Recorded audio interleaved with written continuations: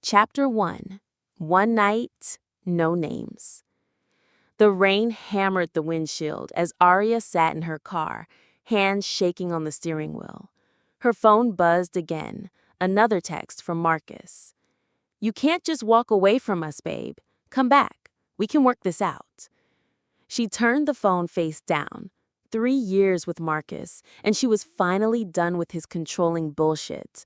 Done with him tracking her every move, questioning her friends, telling her what to wear. The neon sign of Murphy's Tavern flickered through the rain. It wasn't her kind of place, all chrome and leather jackets, but right now she needed somewhere Marcus would never think to look. The bar reeked of beer and motor oil. Heads turned when she walked in wearing her scrubs from the hospital. She felt like a lamb in a wolf den, but she needed this. One drink. One moment of not being Marcus's perfect girlfriend. "Whiskey," she told the bartender. "Make it a double." "Rough night?" The voice came from her left, deep, gravelly, like it had been dragged over broken glass. She turned and her breath caught. He was everything Marcus wasn't. Dark hair that needed a cut, stubble covering a sharp jaw, and eyes so blue they looked like winter storms. His leather jacket hung open over a black t-shirt that showed off arms covered in tattoos. A patch on his vest read Iron Vultures MC with VP underneath. Vice president of a motorcycle club. Everything her med school professors would warn her about. "You could say that." She threw back the whiskey, feeling it burn. "Want to talk about it?" "Not really." She studied his face. Strong features, a small scar through his left eyebrow. "I want to forget about it." Something dark flickered in his eyes. "I can help with that." He moved closer, and she caught his scent, leather, gasoline, and something purely male that made her stomach flip. When was the last time Marcus made her feel anything? "I don't even know your name," she whispered. "Do you want to?" She looked into those storm blue eyes and felt reckless, wild, free for the first time in months. "No." His lips curved into a smile that was pure sin. "Good girl." An hour later, she was pressed against the workbench in his garage, his mouth claiming hers with a hunger that made her knees weak. His hands tangled in her hair, pulling her head back so he could kiss her throat. "You sure about this?" he growled against her skin. Instead of answering, she pulled his jacket off his shoulders. His t-shirt followed, revealing a chest carved from stone and covered in ink. A vulture spread its wings across his ribs. Other symbols she didn't recognize marked his skin like a roadmap of a life she'd never understand. "Jesus," she breathed. Having second thoughts? She traced a line of script over his heart, a name she couldn't quite read in the dim light. "No." He lifted her onto the workbench, stepping between her legs. When he kissed her again, it was different, slower, like he was memorizing the taste of her. "What's your story?" he murmured against her lips. "Med school. Good girl. Boring life. You?" "Bad boy. Dangerous life. Terrible choices. Perfect." They moved together like they'd done this dance before, like they were made for each other's darkness and light. When he carried her to the couch in the corner, she didn't think about consequences, didn't think about tomorrow. For once in her life, Aria just felt. She woke before dawn, his arm heavy around her waist. In the gray morning light, reality crept back in. What had she done? His face was peaceful in sleep, younger somehow, but the tattoos were still there. The Iron Vulture's patch lay crumpled on the floor next to her scrubs. This wasn't her world. This wasn't her life. Moving carefully, she slipped from his arms and dressed in silence. At the door, she turned back for one last look. He was still sleeping, dark hair falling across his forehead. Beautiful and dangerous, and everything she couldn't have. Her phone buzzed. Marcus again. The real world was calling her back. She walked out of the garage and into the rain, leaving the stranger and the best night of her life behind. Some mistakes were worth making once, but only once. Chapter 2: 2 Lines and 1 Panic Attack. 3 months later, Aria's hand shook as she stared at the pregnancy test. 2 pink lines stared back at her like a death sentence. No, no, no. She grabbed another test from the box, then another. 3 tests, 3 positive results.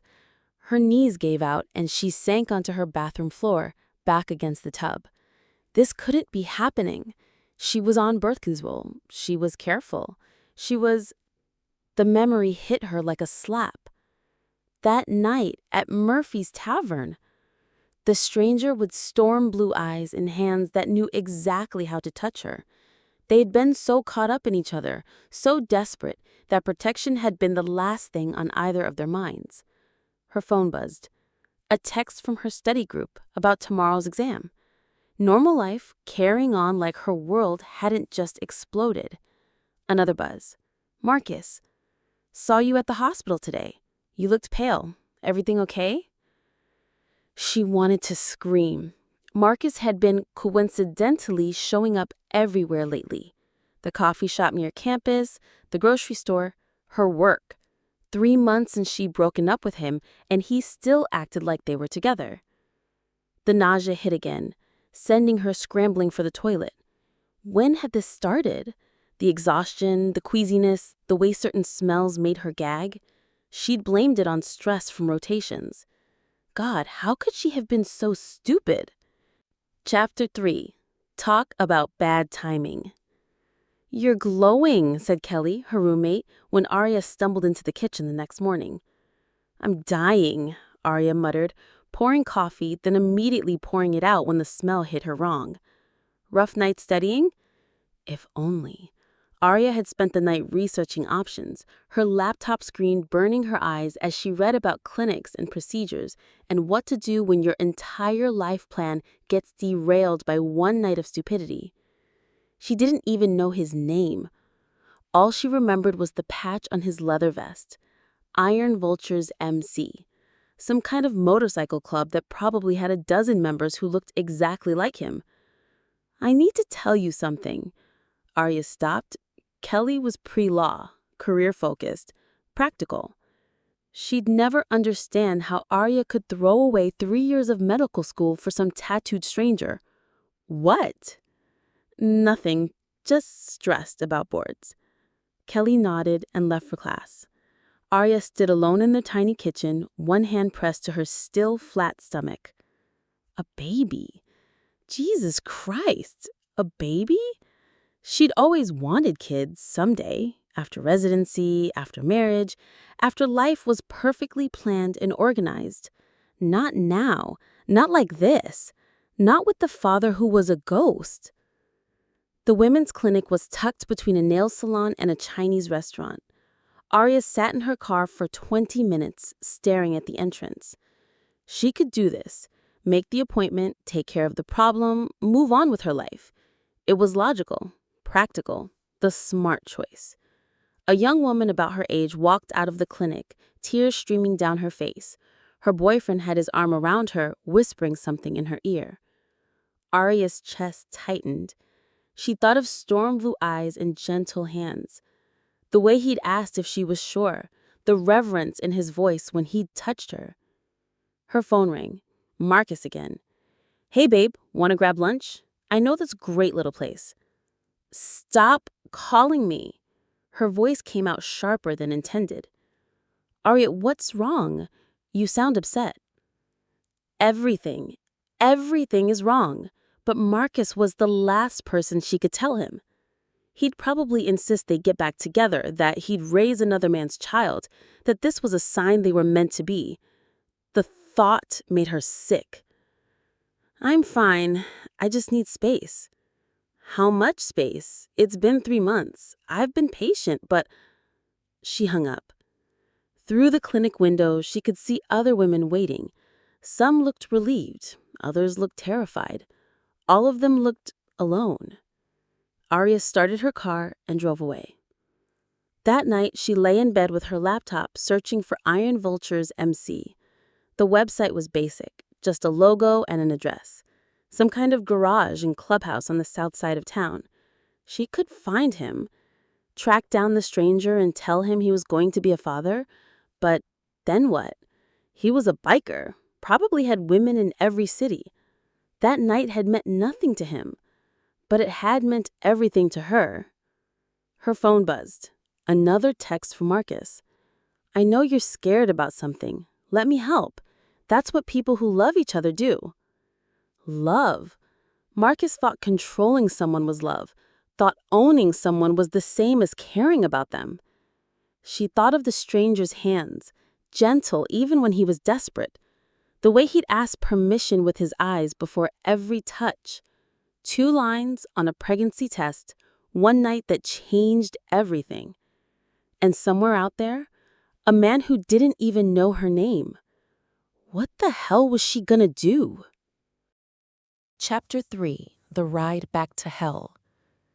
The Iron Vulture's clubhouse squatted like a fortress at the end of a gravel road. Black bikes lined the parking lot like metal vultures waiting to feed. Aria's Honda looked pathetic next to them. She'd driven here 3 times in the past week, never making it past the parking lot. Today was different. Today she was 4 months pregnant and running out of time to make decisions. The bass from inside rattled her chest as she walked toward the door. A guy in a leather vest stepped out, cigarette hanging from his lips. You lost, princess? I'm looking for someone. He has a patch that says VP. The guy's eyes raked over her, taking in her jeans and sweater. Clean. Innocent. Everything this place wasn't. Ridge don't take walk-ins. Ridge. Finally a name to go with those storm blue eyes. Tell him it's about Murphy's Tavern, 3 months ago. Something shifted in the guy's expression. He flicked his cigarette away and jerked his head toward the door. Wait here. The clubhouse was exactly what she'd expected and worse.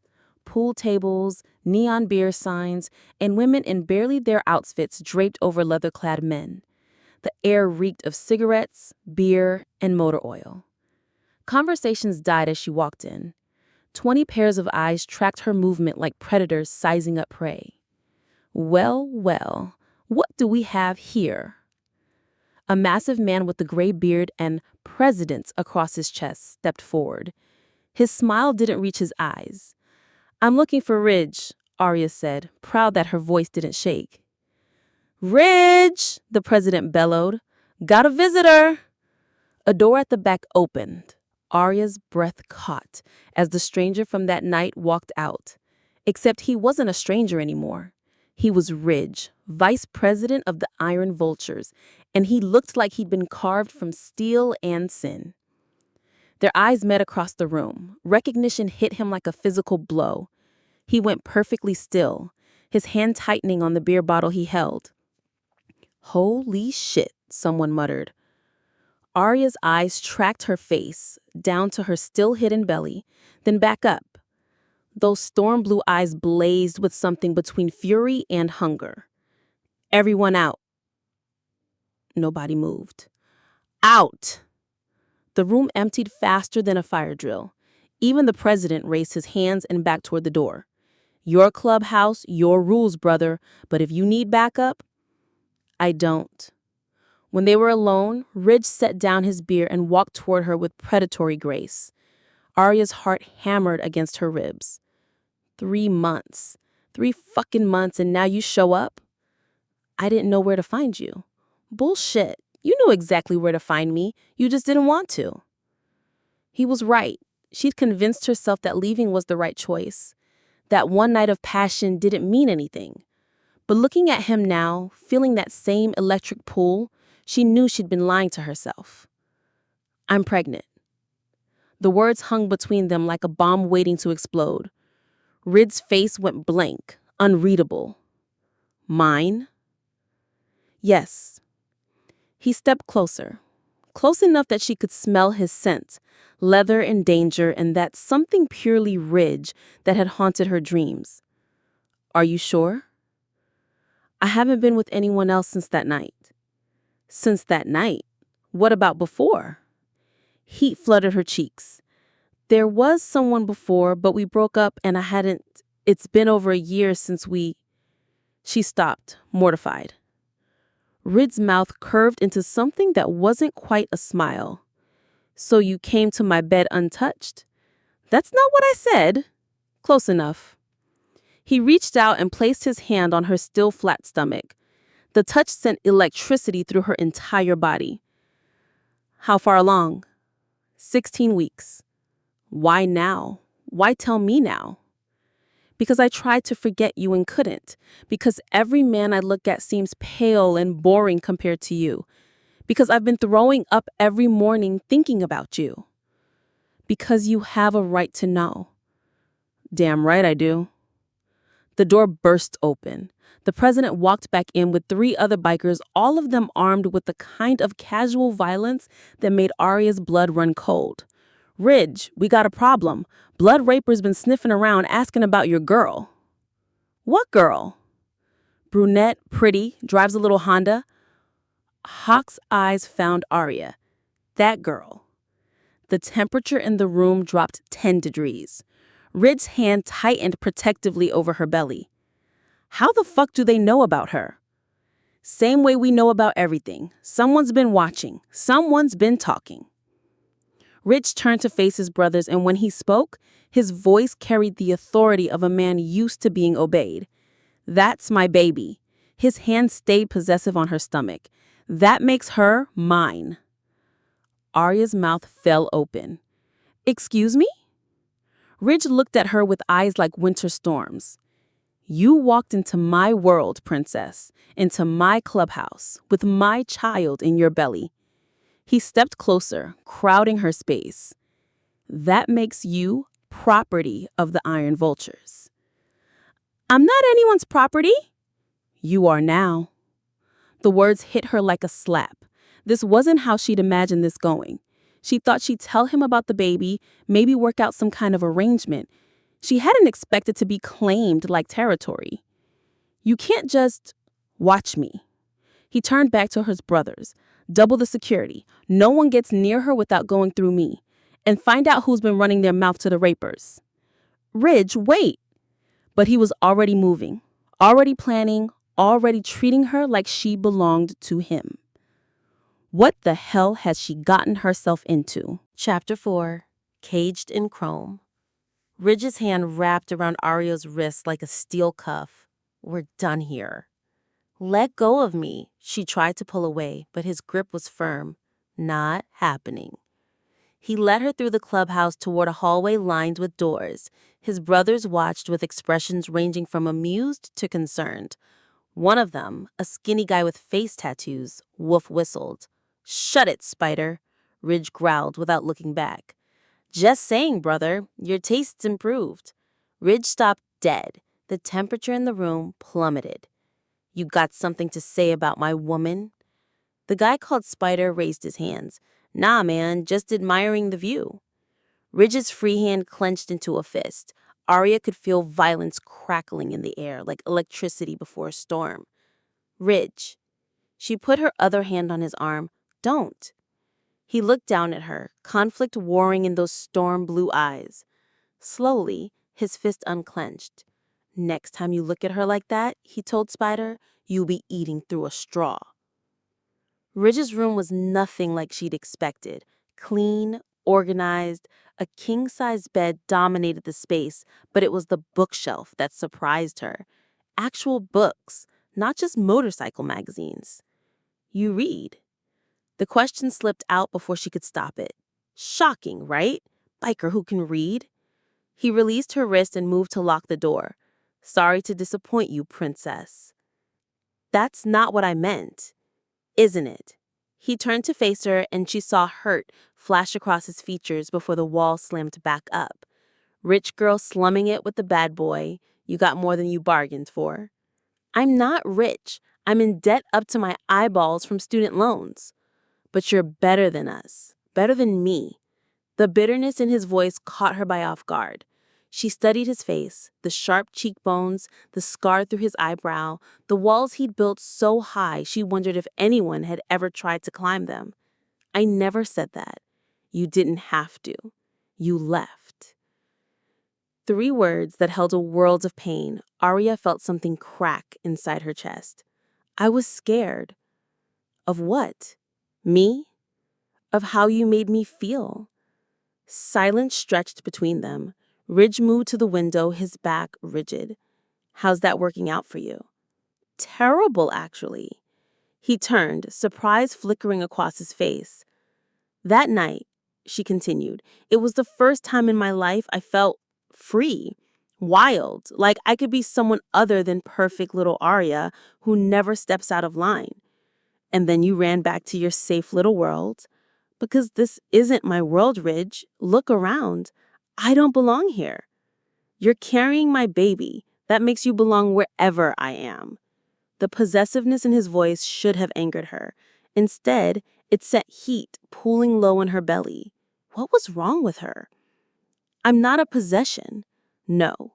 He moved closer, backing her toward the bed. You're something much more dangerous than that. What's that supposed to mean? His hand cupped her face, thumb tracing her cheekbone. It means you're the first thing in my life I can't afford to lose. Before she could respond, his mouth claimed hers. The kiss was desperate, hungry, full of 3 months of separation and need. She melted into him, her hands fisting in his t-shirt. When they broke apart, both breathing hard, Ridge rested his forehead against hers. I looked for you, he whispered. In every dive bar, every hospital, I thought I had imagined you. Ridge, you don't get to disappear again, not with my child. The possessiveness was back, stronger now. It should have scared her. Instead, it made her feel protected in a way she'd never experienced. The Blood Reapers, are they really a threat? His jaw tightened. Yeah, they are. Because of the baby? Because of you. His hand moved to her stomach. Because they know you matter to me. How could they know that? We just met again 20 minutes ago. Ridge's expression turned dark. Someone's been watching you for weeks, maybe months. Ice ran down her spine. Watching me? How? Following you, taking pictures, learning your routine. Marcus. The thought hit her like a slap. His sudden appearances everywhere she went, his insistence that they belonged together. It might not be the Reapers, she said slowly. What do you mean? She told him about Marcus, about the controlling behavior, the stalking, the way he refused to accept their breakup. Ridge's face turned murderous. Where is he now?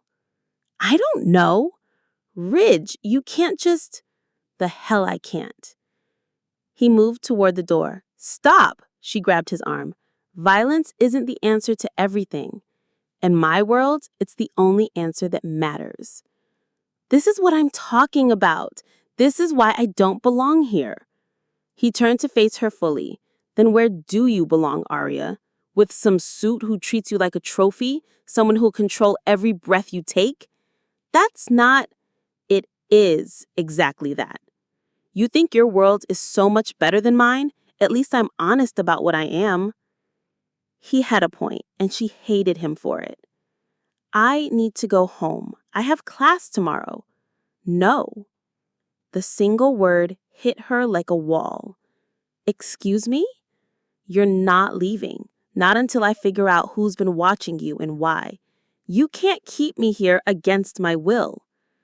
Ridge's smile was sharp as a blade. Watch me, princess. The endearment that had sounded sweet and passion now carried an edge of possession that made her blood race for all the wrong reasons. Or maybe all the right reasons. What was happening to her? Chapter 5. A Threat in the Shadows. Aria woke to the sound of engines revving outside. Ridge's arm was draped across her waist, his body warm and solid behind her. They'd fallen asleep after hours of arguing, neither willing to give ground. The morning light streaming through the window made everything seem less dramatic. Maybe she could reason with him today. Ridge, she turned in his arms. I really need to go to class. His eyes opened instantly, alert in the way of someone used to danger. No. You can't keep me locked up forever. Watch me. A knock on the door interrupted them. Ridge! Hawk's voice was urgent. We got a problem. Ridge was out of bed and pulling on jeans before Aria could blink. He grabbed a gun from the nightstand and tucked it into his waistband. Stay here, he told her. Like I have a choice. He paused at the door, his expression softening slightly. I know I'm being unreasonable, but there are things in my world that could hurt you, things you don't understand. Then explain them to me. After I deal with this. He left, locking the door behind him. Aria sat on the bed, frustration boiling in her chest. She was a grown woman, not some helpless princess who needed protecting. Her phone buzzed, a text from an unknown number. Pretty little med student, heard you're carrying some precious cargo. Ice flooded her veins. She scrolled up, but there were no previous messages from this number. Another text came through. Ridge can't protect you forever. Blood Reapers see everything. Her hands shook as she screenshotted the messages. This was real. The threat Ridge had been talking about wasn't some overprotective fantasy. 20 minutes later, Ridge returned with Hawk and 2 other bikers she didn't recognize. We're moving you, Ridge said without preamble. Moving me where? Safe house. Hawk found surveillance equipment outside your apartment. Aria's stomach dropped. What kind of surveillance? Professional grade. This isn't some lovesick ex, princess. This is organized. She showed him the texts. Ridge's face turned to stone as he read them. Fuck. He handed the phone to Hawk. They know about the baby. How? Aria asked. I haven't told anyone except you. Medical records, Hawk said grimly. If they've been watching you, they know your doctor's visits. Easy enough to hack hospital records these days. This is insane, Aria stood, pacing to the window. I'm a grown woman, not some mob wife. I'm a med student. Why would anyone care about me? Because you're carrying the VP's heir. In our world, that makes you valuable, a target. Your world is fucked up. Yeah, it is, but it's the only world I know. She turned to face him. Despite the gun at his waist and the hardness in his eyes, she saw something vulnerable there, something that reminded her of the man who'd held her so gently that first night. I need to go to class. I have an exam. Absolutely not. Ridge. End of discussion. The finality in his voice made her want to scream. But before she could argue, her phone rang. The same unknown number. Ridge answered before she could move. Yeah? His face turned deadly calm as he listened. Then, try it and I'll feed you your own intestines. He hung up. What did they say? Her voice came out smaller than she intended. They want to meet. Exchange you for territory they think we owe them. Exchange me? Like I'm a fucking commodity? In their minds, you are. And in your mind? Ridge's jaw tightened. I'm yours to protect.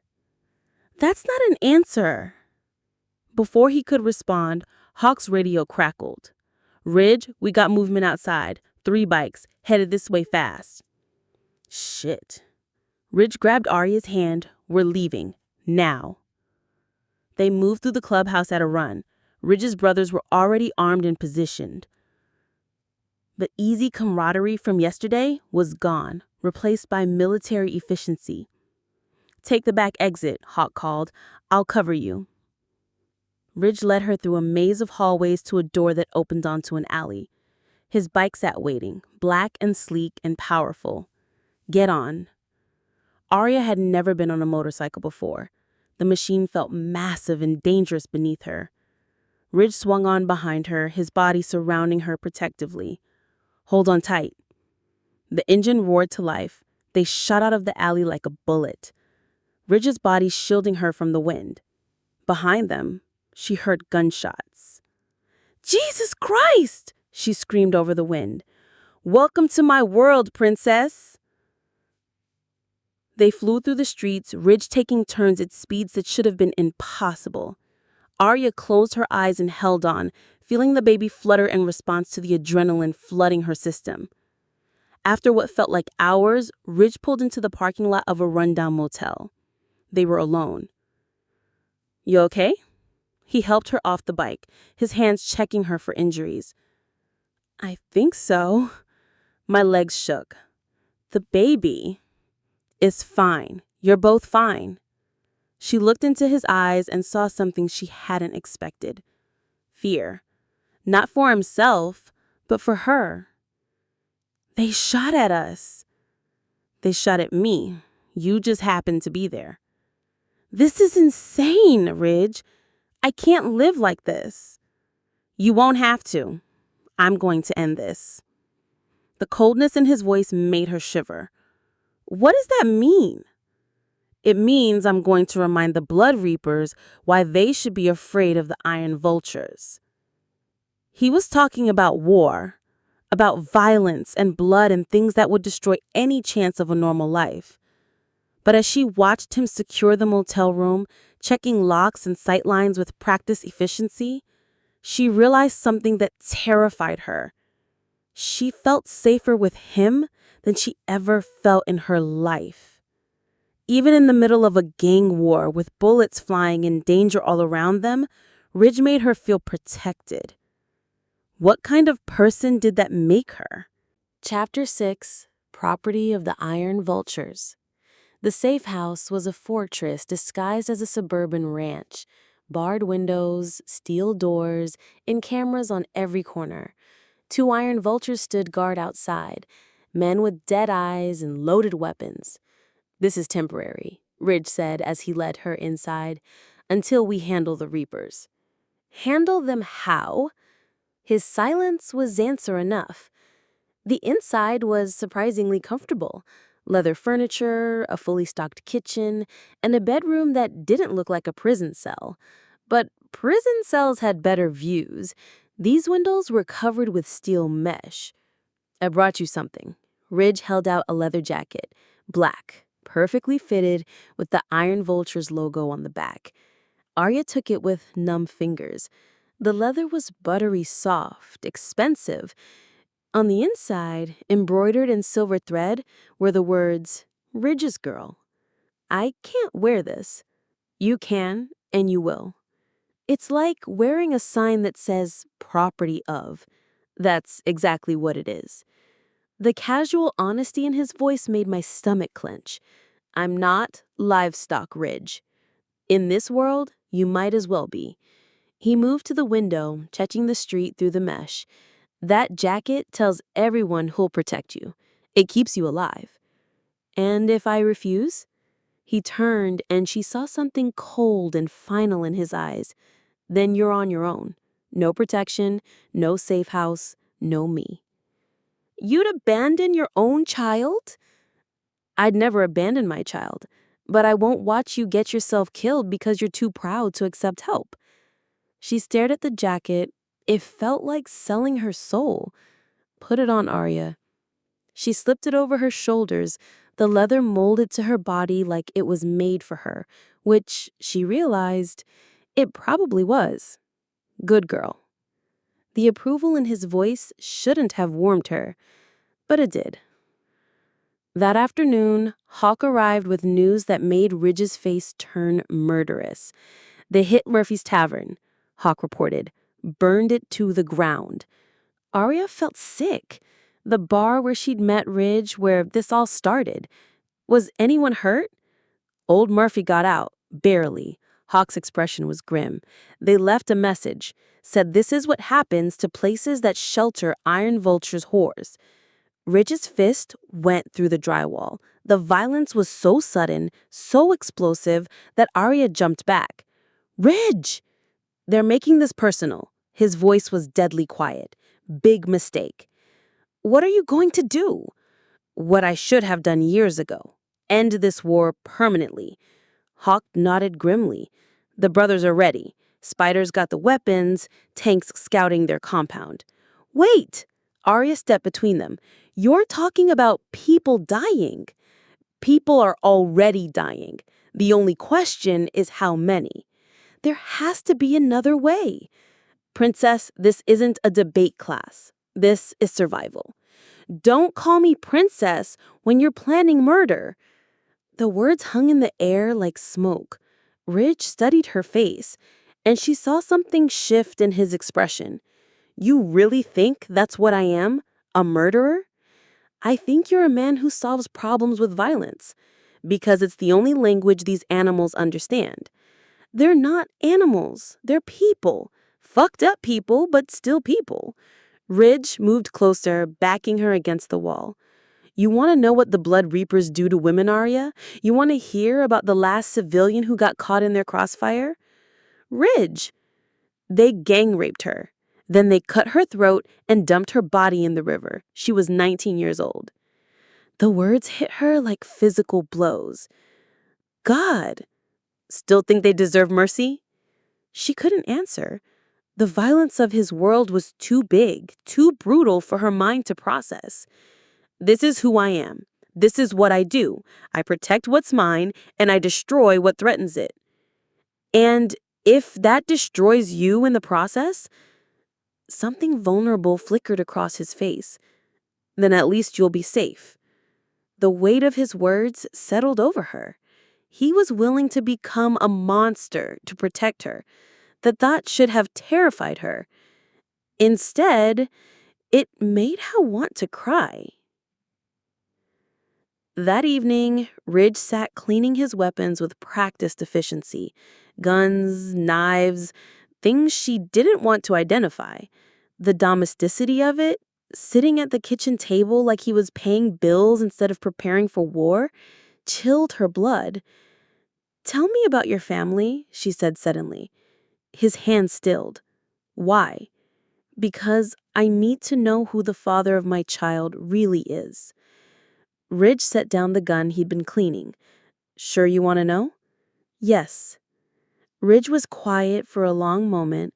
When he spoke, his voice was distant, like he was talking about someone else. My father was a drunk who used his fists more than his words. My mother died when I was 8, foster care after that, until I aged out at 18. How did you end up with the vultures? Hawk found me sleeping in an alley, half dead from a beating. Brought me home, cleaned me up, gave me a family. So you owe him everything. I owe him my life. That's why I can't walk away from this. That's why I'll do whatever it takes to protect what matters. She heard the pain buried in his words. The boy who'd been thrown away, who'd found belonging in violence and brotherhood. What if there was another way? What if you could have a different life? Ridge's smile was sharp and bitter. With you, in your world of professors and dinner parties? Why not? Because I destroy it. I destroy you. You don't know that. I know exactly that. He picked up the gun again. This is who I am, Aria. Accept it or walk away. She looked at him, this dangerous, damaged man who'd claimed her and her unborn child, who was willing to start a war to keep them safe. I can't walk away. Why not? Because I'm falling in love with you. Because you make me feel things I never knew I could feel. And because even covered in weapons and planning violence, you're the most real person I've ever met. Because this is your baby too. It wasn't the whole truth, but it was all the truth she could give him. For now. Chapter 7. Blood and Betrayal. 3 days in the safe house changed everything. Aria watched Ridge move through his morning routine, checking weapons, scanning security feeds, planning strategies with his brothers. But between the violence and vigilance, she caught glimpses of something else. The way he made her breakfast without being asked, how he read medical journals while she napped, trying to understand her world. the gentle way he touched her growing belly when he thought she wasn't looking. "You don't have to do that," she said as he set a plate of perfectly scrambled eggs in front of her. "Do what?" "Take care of me. I'm not helpless." Ridge sat across from her, coffee mug dwarfed by his large hands. "I know you're not helpless, but you're carrying my child. Taking care of you is taking care of my kid." "Is that the only reason?" He met her eyes over the rim of his mug. "You really want to know?" Her heart hammered. "Yes." "Because I can't stop thinking about that night. About how you felt in my arms. About how you looked at me like I was worth something." The honesty in his voice stole her breath. "Ridge."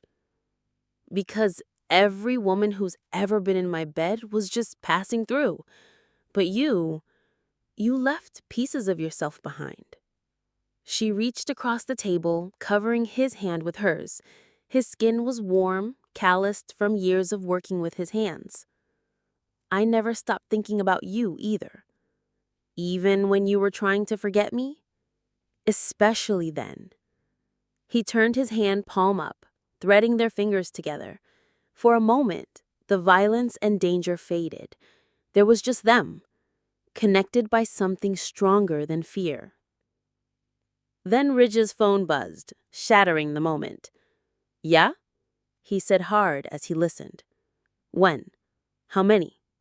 "Fuck. I'll be right there." He hung up, already moving. "I have to go." "What happened?" "Reapers hit one of our businesses, injured 3 of my brothers." Aria's blood chilled. "How badly?" "Bad enough." He strapped on his gun, shrugged into his leather vest. "Tank's gonna stay here with you." "Ridge, be careful." He paused at the door, something soft flickering in his eyes. "You worried about me, princess?" "Yes." The simple honesty seemed to surprise him.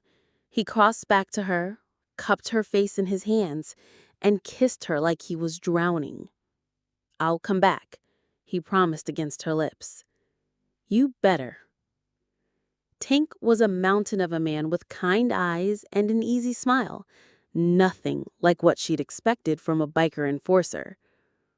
"Ridge's good people," Tank said as they sat in the living room. "Saved my ass more times than I can count." "How long have you known him?" 10 years. He was just a prospect then. Still had all that angry kid energy. But Hawk saw something in him. We all did. "What did you see?" "Loyalty. The kind that doesn't break, no matter what. And a need to protect people. Sometimes I think he joined the Vulture just so he'd have something worth protecting. And now he has a baby coming. Now he has you." The weight in Tank's voice made her look at him. "What's that supposed to mean?" "Ridge has been half dead for years, going through the motions. Then you showed up, and suddenly he's alive again. Dangerous as hell when something threatens what matters to him." "I never asked for that responsibility." "Doesn't matter. You've got it anyway." Her phone rang. Marcus. She'd been ignoring his calls for days, but guilt finally made her answer. "Aria, thank God. I've been worried sick." "I'm fine, Marcus." "Where are you? I went by your apartment, and Mrs. Henderson said she hasn't seen you in days." Tank was watching her with sharp eyes. He mouthed, "Ex-boyfriend," and saw his expression darken. "I'm staying with a friend." "What friend? I know all your friends." The possessiveness in his voice made her skin crawl. "Marcus, we've been over this. We're not together anymore." "We had a fight." "That doesn't mean—" "It means exactly that. I need you to stop calling me." "Aria, wait. I know about the baby." The words hit her like ice water. "What did you say?" "I saw you at the clinic. I was worried about you, so I followed. I know you're pregnant." "You followed me?" Her voice rose. Tank was instantly alert, moving closer. I love you. I was trying to protect you. And when I saw you with those bikers, Aria, they're dangerous. I've been trying to get you away from them. The room spun. What do you mean, trying to get me away from them? I called some people, friends who know how to handle this situation. What people, Marcus? But the line was already dead. Tank had his phone out, dialing Ridge. Boss, we got a problem. The ex just called. He knows about the baby, and he's been working with someone. Aria sank onto the couch, pieces falling into place. The surveillance, the Blood Reapers knowing about her. Marcus had been behind it all. He set me up, she whispered. He used me as bait.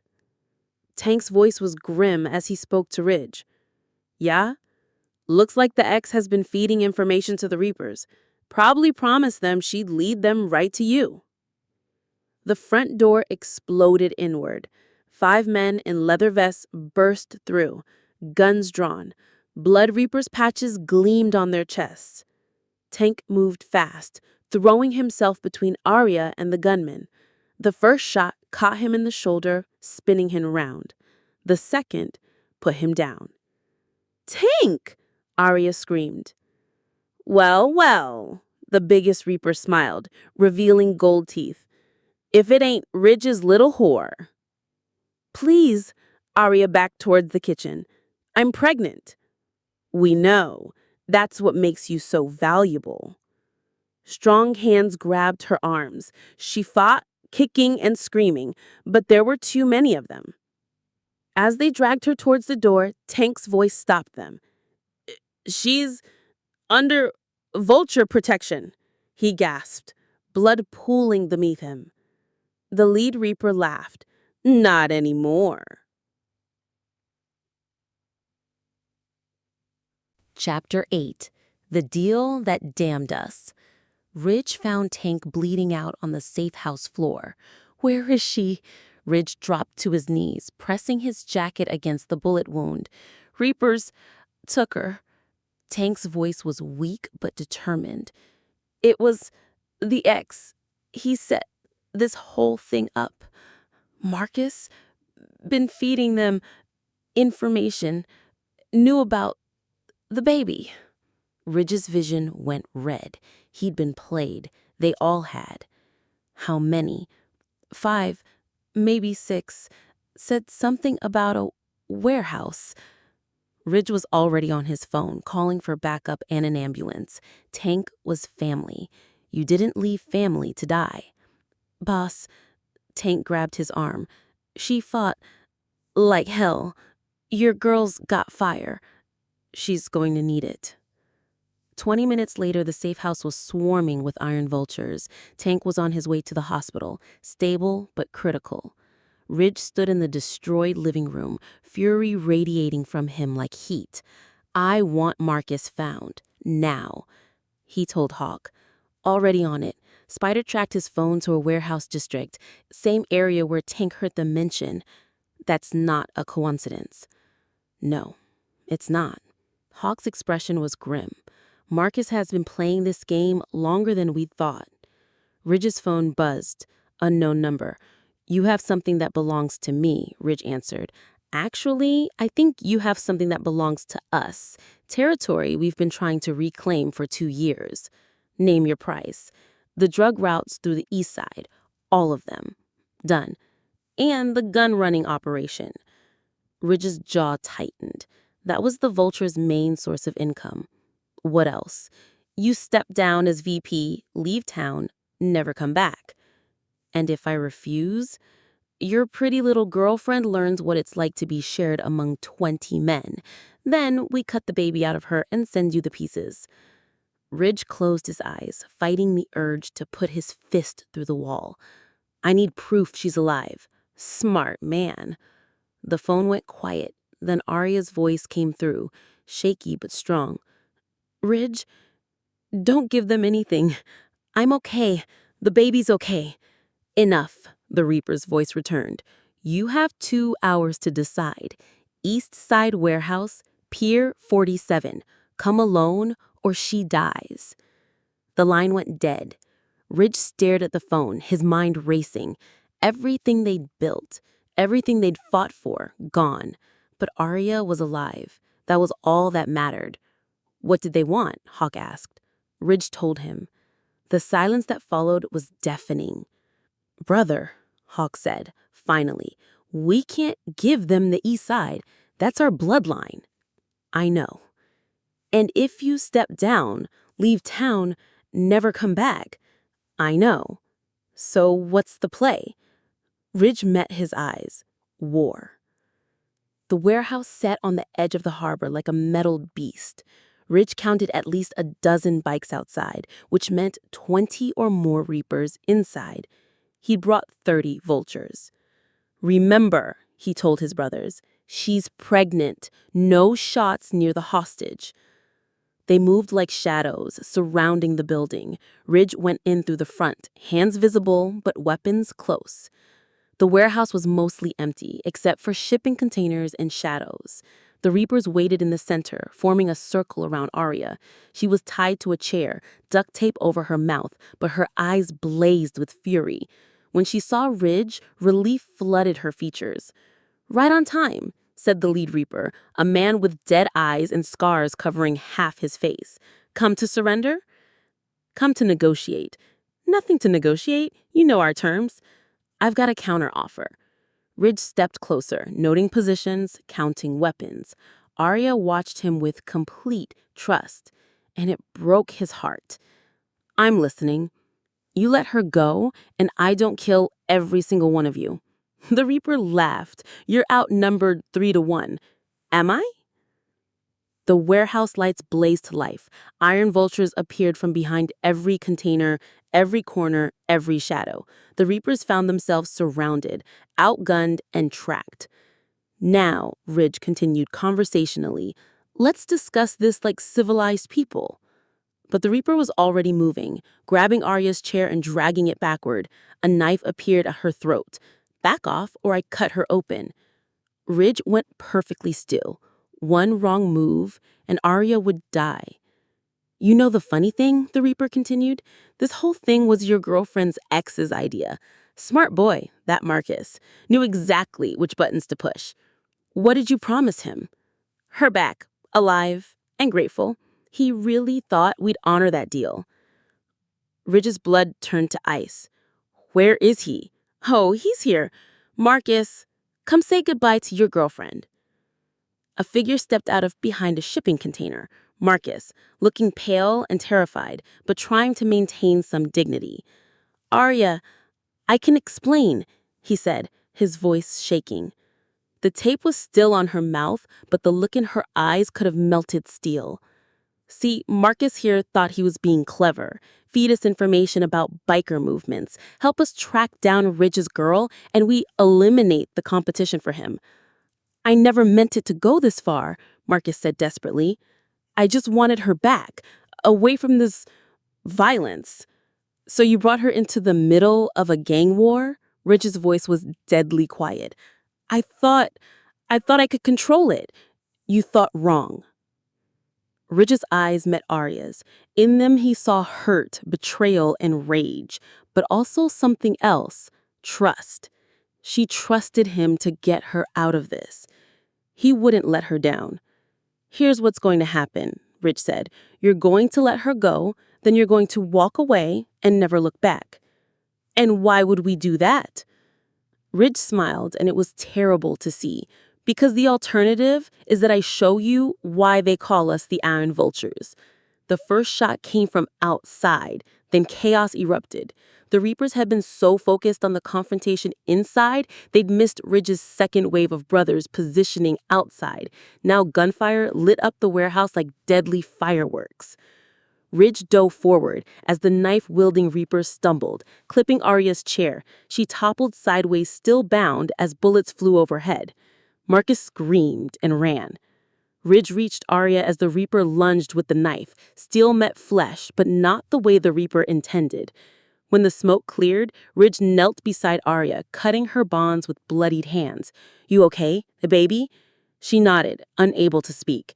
Around them, the warehouse was silent, except for the moans of wounded reapers. The war was over. But as Ridge helped Aria to her feet, she pulled away from his touch. "You knew." "Knew what?" "About Marcus, about his connection to them. You knew, and you didn't tell me." Ridge's silence was answer enough. "How long, Aria, how long have you known my ex was involved with the Blood Reapers?" Ridge closed his eyes. "Since the beginning." The words hit her like physical blows. "You used me. You let me think this was about the baby, about protecting me, but you were using me to get to them." "It wasn't like that." "Then what was it like?" Rich opened his mouth, then closed it. How could he explain that it had started as strategy, but become something real? That he meant to use her, but had fallen for her instead? "I need to get out of here." "Arya, wait!" But she was already walking away, moving through the carnage with her head held high. Ridge let her go. Some truths were too heavy to bear. Chapter 9, Ride or Die. Aria threw clothes into her suitcase with shaking hands. 3 days since the warehouse. 3 days since learning that everything, the passion, the protection, the promises, had been built on lies. Ridge had called 50 times. She'd answered none of them. "You sure about this, Kelly?" asked from the doorway. "Maybe you should hear him out." "He used me as bait, Kelly, to catch the people who wanted to hurt me. But he also saved you, after putting me in danger in the first place." Aria folded her new leather jacket, the one that marked her as Ridge's property, and shoved it deep in the suitcase. She never wanted to see it again. Her phone buzzed. Not Ridge this time, but Hawk. "Princess, you need to come in. The Reapers aren't done. Some got away." She turned the phone off. She was done being anyone's princess. The bus station smelled like desperation and broken dreams. Aria sat on a plastic chair, her suitcase at her feet, waiting for the 3 p.m. to Denver. Her sister lived there. It would be a fresh start, away from bikers and gang wars and men who thought they owned her. Her hand rested on her belly. 5 months now, really showing. The baby kicked constantly, like it was trying to tell her something.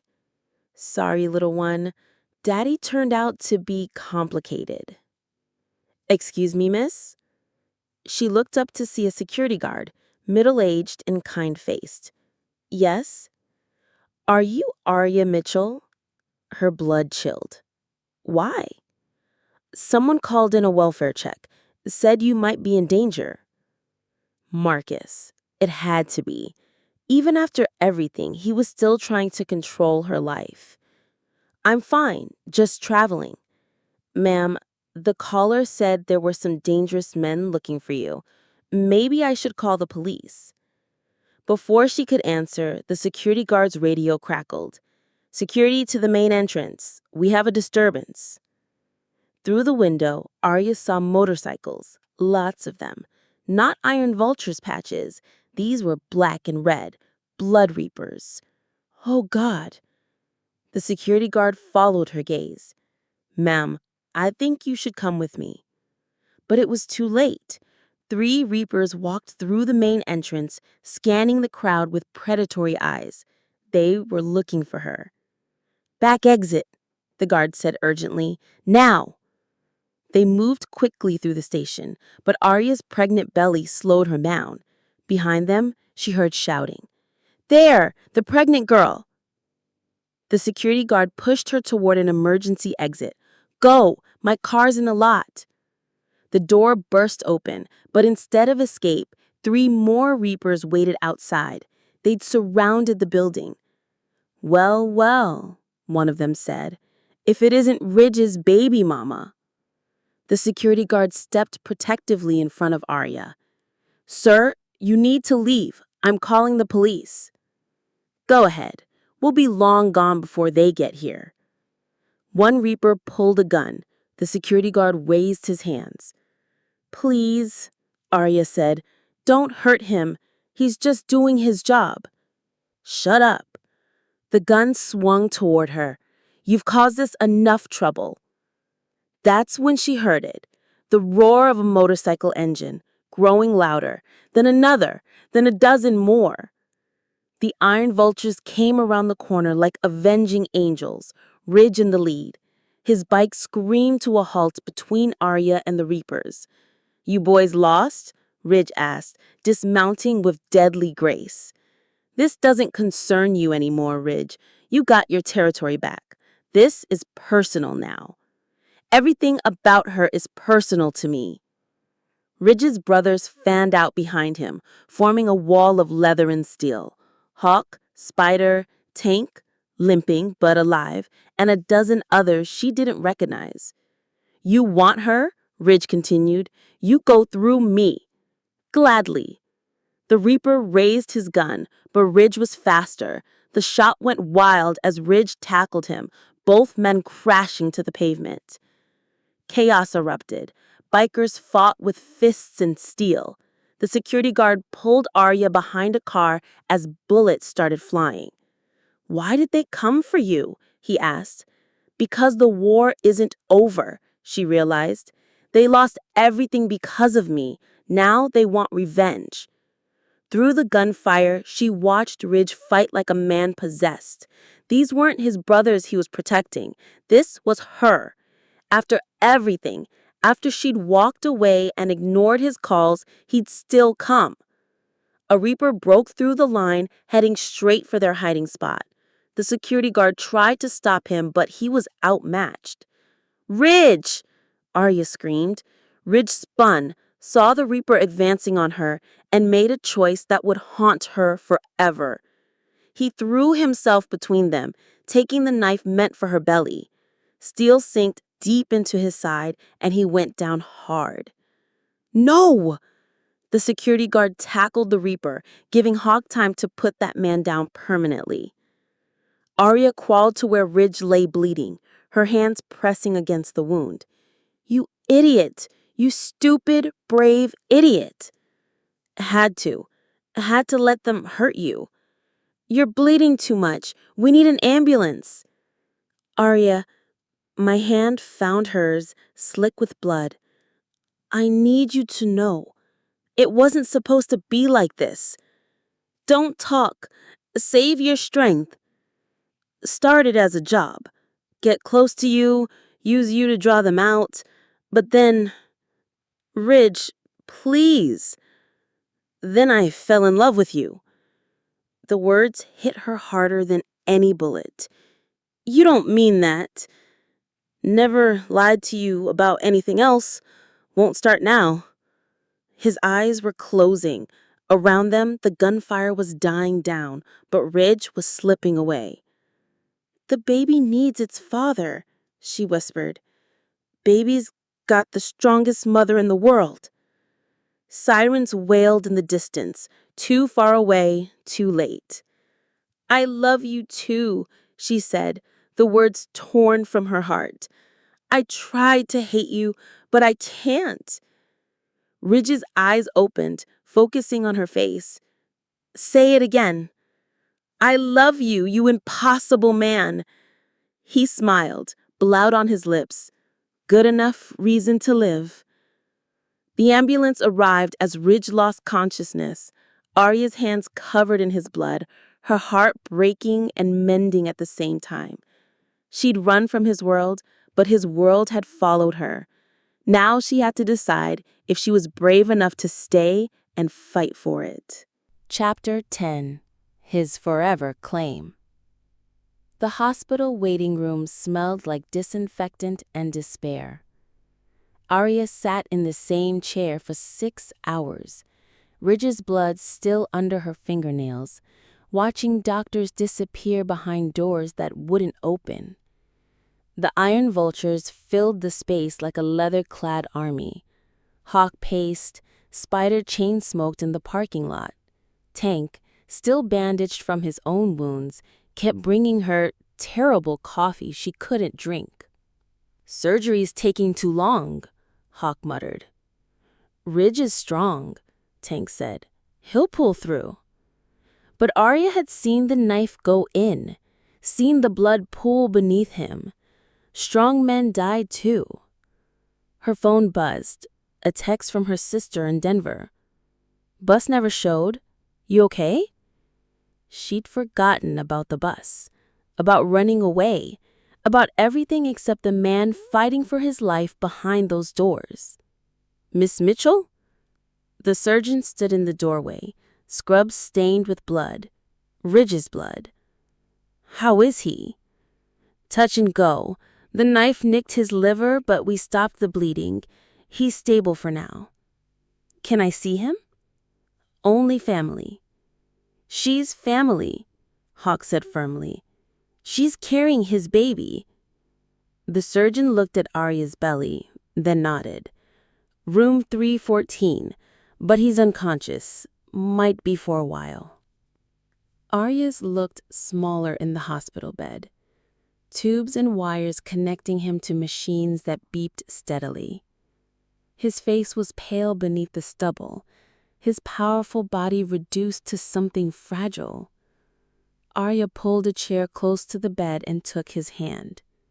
His skin was cold. "You better not die on me," she whispered. "I just figured out I love you. You don't get to leave now." The machines beeped their mechanical rhythm. Outside the window, the city went about its business, unaware that her whole world was suspended in this moment. "I never thanked you," she continued, "for saving me, for protecting me, for giving me the best night of my life." Still nothing. "And I'm sorry I ran. I was scared of how you made me feel, like I could be someone brave and wild and free. But that's not who I thought I was supposed to be." Her hand moved to her belly, where their baby kicked restlessly. "Your daddy is complicated," she told the baby. "But he's good.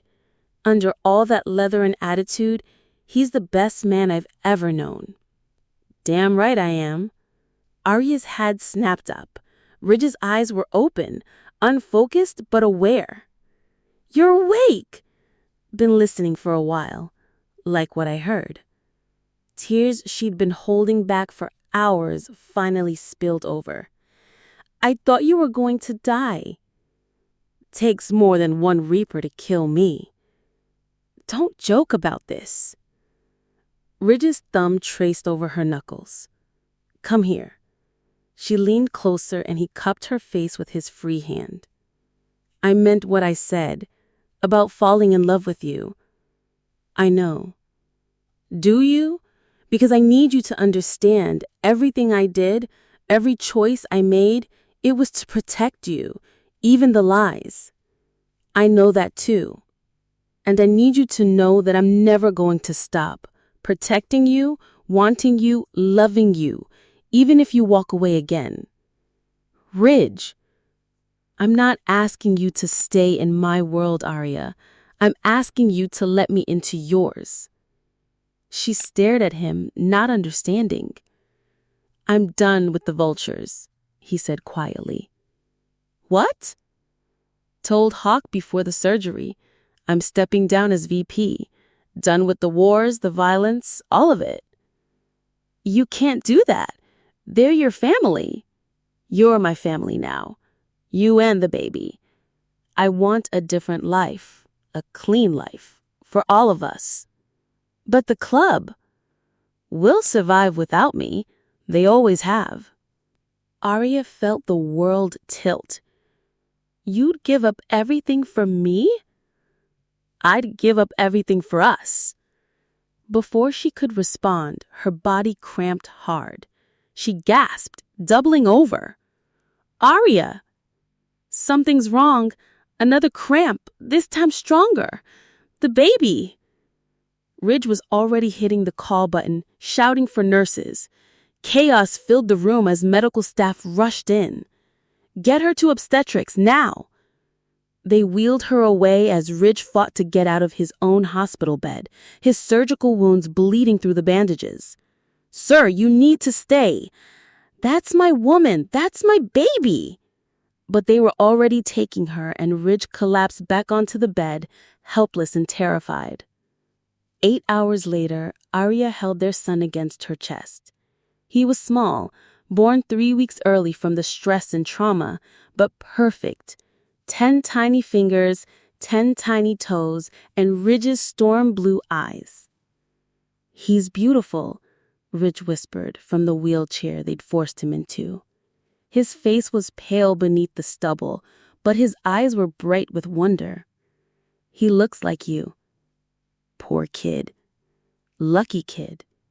She adjusted the blanket around her son. "He's got the strongest father in the world." Ridge rolled closer, reaching out to touch the baby's tiny hand.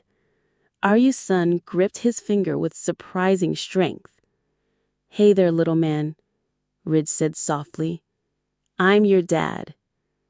The baby made a small sound, and Ridge's face broke into a smile that transformed him completely. Gone was the dangerous biker, the violent enforcer. In his place was just a man in love with his family. "What do we name him?" Aria asked. "Something strong. Something that means he'll never be afraid." "How about James, after my grandfather? He was a good man." "James Ridge Monroe." He tested the name. "I like it." "Monroe?" "My real last name. Time to start using it again." Aria's son, James, opened his eyes and looked straight at Ridge. Father and son studied each other with identical expressions of fierce concentration. "I'm going to teach you to ride, to fight, to protect what matters. And I'm going to teach him to read, to think before he acts, to solve problems with words instead of fists." "Think it'll work? Our 2 worlds?" "I think we'll make our own world." Ridge leaned over and kissed her, gentle and reverent. "I love you, Aria Monroe." "I love you too." A knock on the door interrupted them. Hawk entered, still wearing his leather vest but looking unsure. "Heard you had the baby. Thought I'd check on you." "Come meet your nephew," Ridge said. Hawk approached the bed, his tough guy mask slipping as he looked at the baby. "Damn, Ridge, he's perfect." "Yeah, he is." "You're really leaving the club?" "I'm really leaving the club." Hawk nodded slowly. "Can't say I understand it, but I respect it. You take care of him. He's good people, even if he is an idiot sometimes." "I will." After Hawk left, they sat in comfortable silence, their son sleeping peacefully between them. "No regrets?" Aria asked. Ridge looked at her, this brave, beautiful woman who'd walked into his bar and changed everything. Then at their son, who would grow up knowing safety and love instead of violence and abandonment. "None," he said firmly. "This is exactly where I belong." Outside the window, motorcycles roared to life as the iron vultures headed home. But Ridge didn't look back. His future was here, in this room with his family. He traded his patch for something better. He traded his club for his heart. And for the first time in his life, Ridge Monroe was exactly where he belonged. "No one touches what's mine," he whispered, echoing the promise he'd made what felt like a lifetime ago. But now his claim wasn't about possession or territory. It was about love. And love, Ridge had learned, was the strongest claim of all. 6 months later. The house was small but perfect. 3 bedrooms, a white picket fence, and a garage where Ridge worked on classic cars instead of weapons. Legal work for legal money. Aria finished her residency and Ridge finished his business degree. They were building something new together, something clean. James slept in his crib wearing tiny jeans and a onesie that read, "Daddy's Boy." On the wall above his bed hung a single photograph. Ridge and Aria on their wedding day. Her in a simple white dress, him in a suit instead of leather. No one from their old lives would recognize them now. But sometimes, late at night, when James was fussy, Ridge would put on his old leather jacket and take his son for drives on his motorcycle, just to remember where they came from, just to remember how far they traveled to find home. And Aria would watch from the window, smiling, knowing she'd chosen exactly the right bad boy to love. Some mistakes were worth making. Some claims were worth keeping. Forever. The end.